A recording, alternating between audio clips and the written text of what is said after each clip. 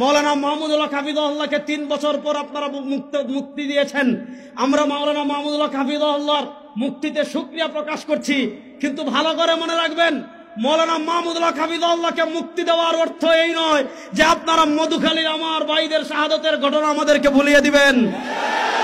আমরা শাহাদতের দাবি আমাদের ভাইদের রক্তের দাবি আদায়ের জন্য আমাদের নেতৃবৃন্দ যদি আমাদেরকে নির্দেশনা দেন, আমাদের নেতৃবৃন্দের আনুগত্য চূড়ান্তভাবে প্রকাশ করে আমার ভাইয়ের রক্তের বদলা নেওয়ার জন্য আমরা প্রস্তুত আছি না ইনশাআল্লাহ। আমি হিন্দু সন্ত্রাসীদেরকে বলবো এটা গুজরাট নয়, এটা বাংলাদেশ। আমি হিন্দুদেরকে বলবো এটা দিল্লি নয়, এটা বাংলাদেশ। আমি বলবো এটা ইন্ডিয়া নয়, এটা শাহজালালের পুণ্যভূমি বাংলাদেশ।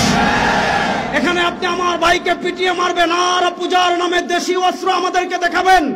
যদি আমাদের সাথে আপনারা খেলতে চান, মাঠে আসেন, আমরা খেলার জন্য প্রস্তুত।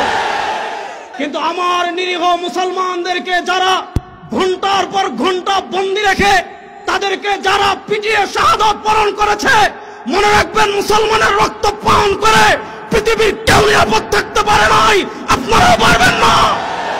এই রক্ত কথা বলবে ইনশাআল্লাহ। ইসলাম আমাদেরকে ধর্মীয় সম্প্রীতি শিক্ষা দিয়েছে।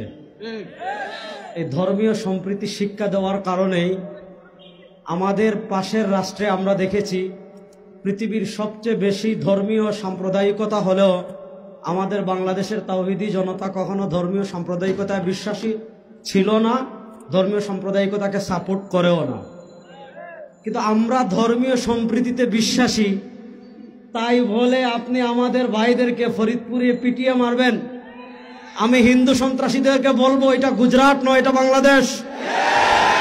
আমি হিন্দুদেরকে বলবো এটা দিল্লি নয়, এটা বাংলাদেশ।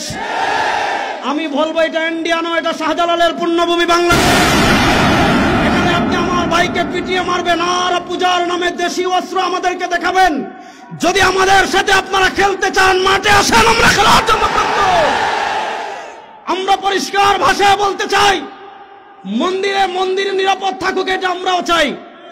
মন্দিরে যারা আগুন লাগিয়েছে তাদের বিচারের সম্মুখীন করা হোক, এটা আমরাও চাই। কিন্তু আমার নিরীহ মুসলমানদেরকে যারা ঘন্টার পর ঘন্টা বন্দী রেখে তাদেরকে যারা পিটিয়ে শাহাদাত বরণ করেছে, মনে রাখবেন মুসলমানের রক্ত পান করে পৃথিবীর কেউ নিরাপদ থাকতে পারে নাই, আপনারাও পারবেন না। এই রক্ত কথা বলবে ইনশাআল্লাহ। আমি সর্বশেষ আরেকটা কথা বলে শেষ করছি। বাংলাদেশে আপনারা বিভিন্ন ইস্যু চেঞ্জ করেন, একটাকে ঢাকার জন্য আরেকটা আনেন, আরেকটাকে পিছনে ফেলার জন্য আরেকটা আনেন। মৌলানা মাহমুদুল্লাহ হাফিজাহুল্লাহকে 3 বছর পর আপনারা মুক্তি দিয়েছেন। আমরা মৌলানা মাহমুদুল্লাহ হাফিজাহুল্লাহর মুক্তিতে শুকরিয়া প্রকাশ করছি।